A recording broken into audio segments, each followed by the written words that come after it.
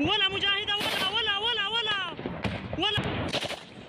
পাকিস্তান আফগানিস্তান সীমান্তের ডুরান্ট লাইনে পাকিস্তানি সেনা চকিতে হামলার পর আফগানিস্তানের বিরুদ্ধে আনুষ্ঠানিকভাবে যুদ্ধ ঘোষণা করেছে الله أكبر পাকিস্তান।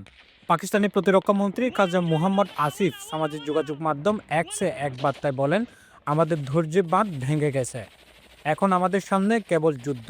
তিনি আরও বলেন, পাকিস্তান আফগানিস্তানের প্রতিবেশী, তাদের গতিবিধি পাকিস্তান খুব ভালোভাবেই জানে।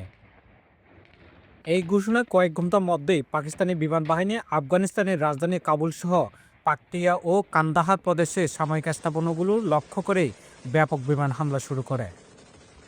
আজ শুক্রবার ভোরে পাকিস্তানের প্রধানমন্ত্রী শাহবাজ শরীফের বিদেশি গণমাধ্যম বিষয়ক মুখপাত্র মোশাররফ জাইদি জানান, রাতে পৌনে 4টা থেকে পাকিস্তান বিমান বাহিনী ও স্থল বাহিনী যৌথভাবে এই অভিযান শুরু করেছে। পাকিস্তানি দাবি অনুযায়ী কাবুল, পাকটিয়া ও কান্দাহারে 27টি আফগান সেনাচৌকি ধ্বংস এবং 19টি চৌকি দখল করা হয়েছে।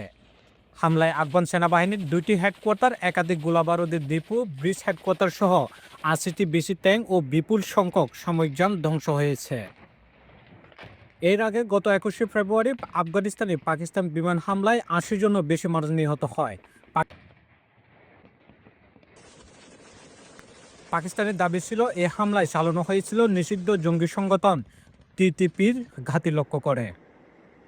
তবে আফগানিস্তানের ক্ষমতাসীন তালেবান সরকারের দাবি করে পাকিস্তান বেসামরিক এলাকায় হামলা চালিয়েছে এবং বদলা নেওয়ার হুঁশিয়ারিও দেয়।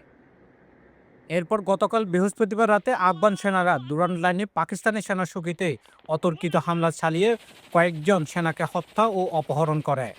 তালেবানের মুখপাত্র জাহিবুল্লাহ মুজাহিদ বলেন, নাইট ভিশন ও লেজার অস্ত্র ব্যবহার করে এ হামলা চালানো হয়েছে।